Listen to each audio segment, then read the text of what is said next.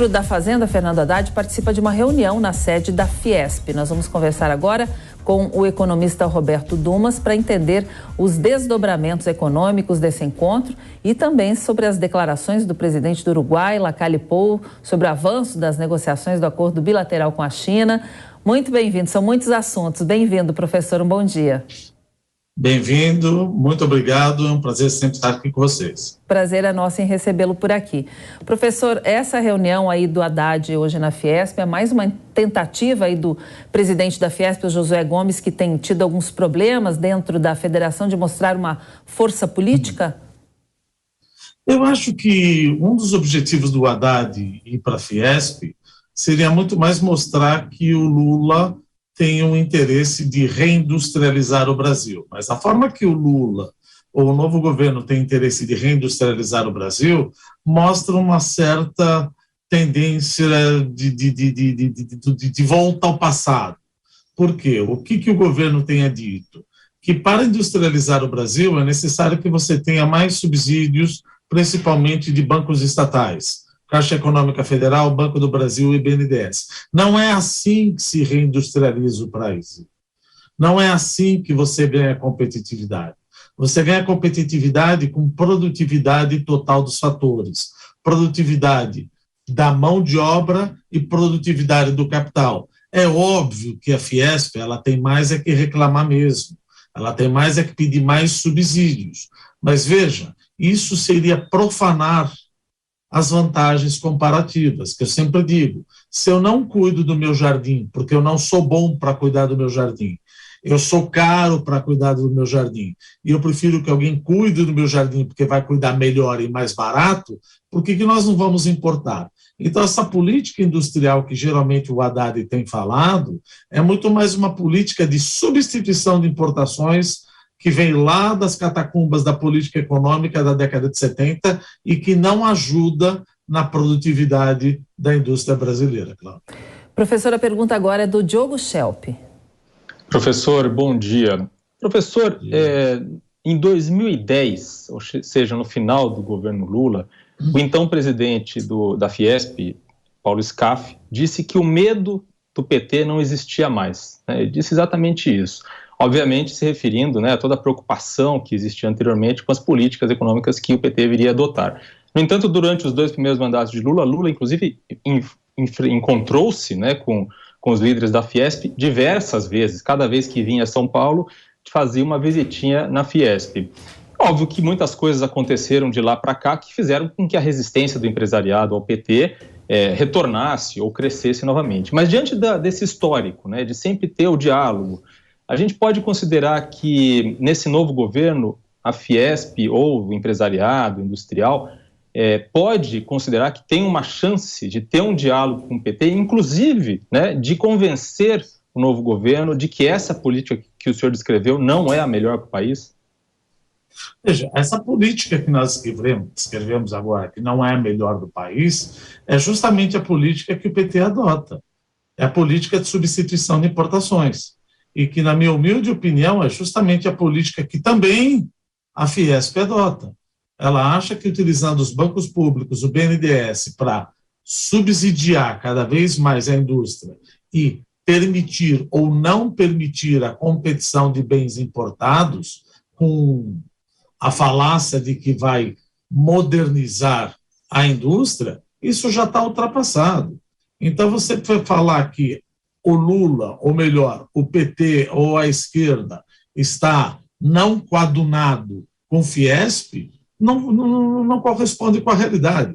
Pelo menos em relação à proteção da indústria nacional, o que eu acho um erro, porque, afinal de contas, nós temos indústrias aqui que já têm 100 anos e ainda não conseguem andar com os próprios pés, elas só funcionam com subsídio, ou seja, estaria já na hora de ir embora. Mas isso você vai gerar 30 mil empregos. Sim, mas economia, o que é?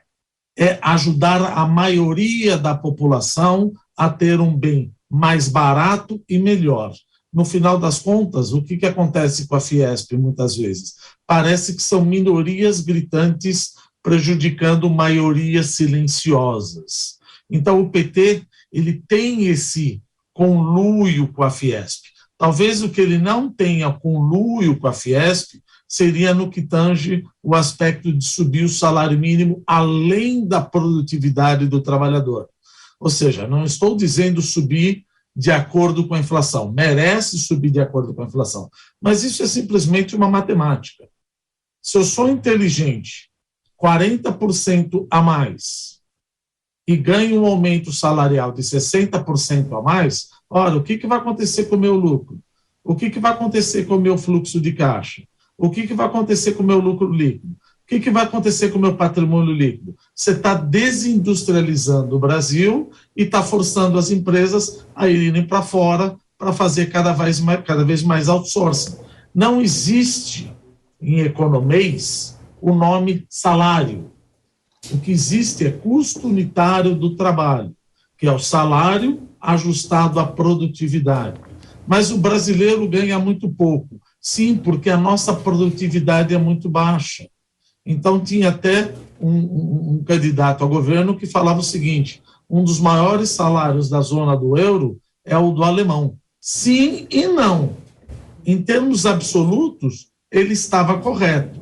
Mas em termos de ajustado pela produtividade, o alemão era o que menos recebia, porque ele recebia aquilo que ele merecia de acordo com a produtividade dele. Por isso que ele tinha um bruto superávit em conta corrente, enquanto Portugal, Irlanda, Itália, Grécia e Espanha tinham bruto déficit em conta corrente. Então eu acho que essa conversa de que os dois vão se alinhar, eles vão justamente no mesmo encontro, de proteger a indústria nacional usando mais do mesmo e que não deu certo, impedindo a competição e maior produtividade e competitividade da indústria brasileira.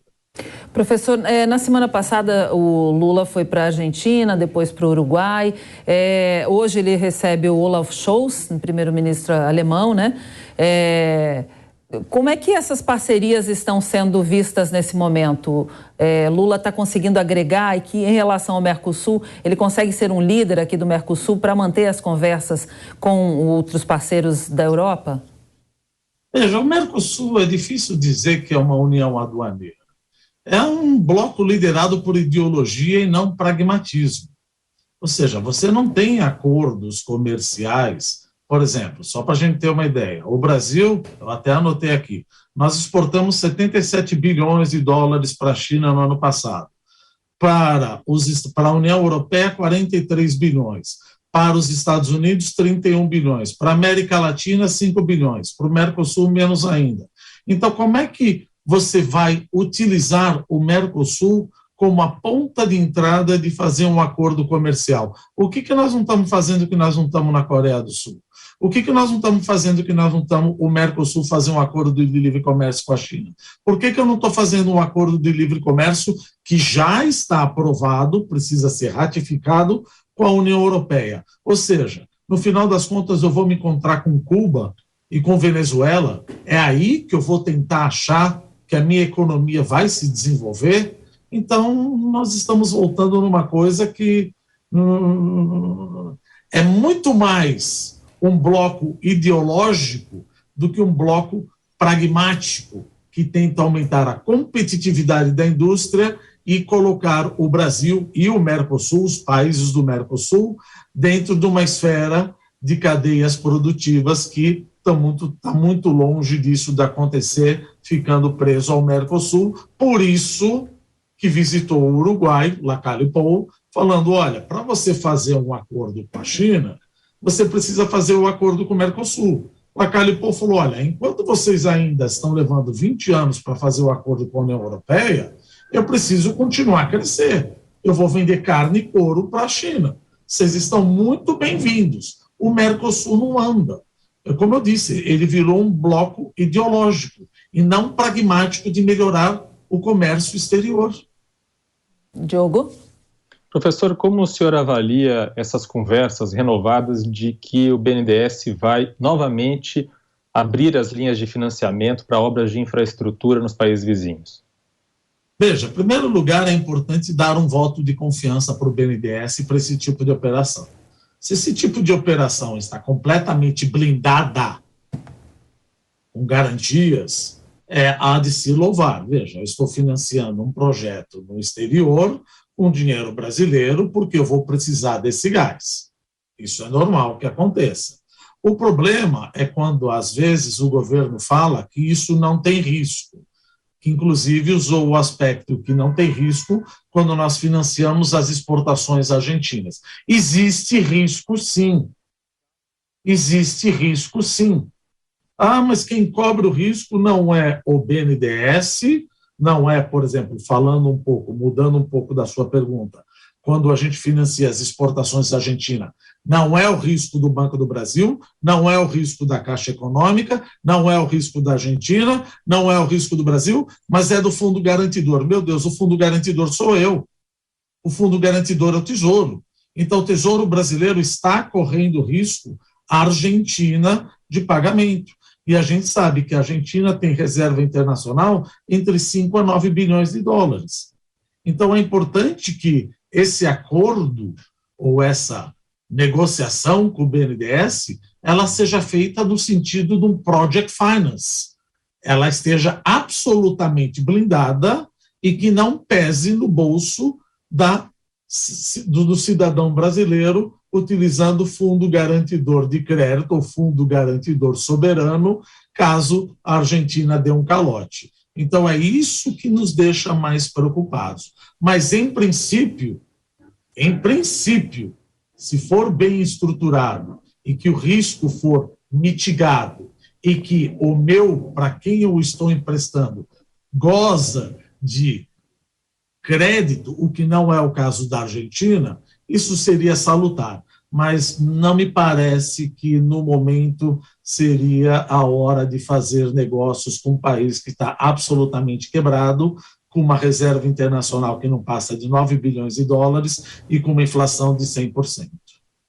Muito bem, a gente conversou com o economista Roberto Dumas. Professor, obrigada pela sua entrevista. Um bom dia, uma boa semana para o senhor. Bom dia, obrigado, gente. Até mais. Diogo Schelp, também agradeço a sua parceria mais uma vez nesta segunda-feira. Um bom dia para você. Bom dia, até mais.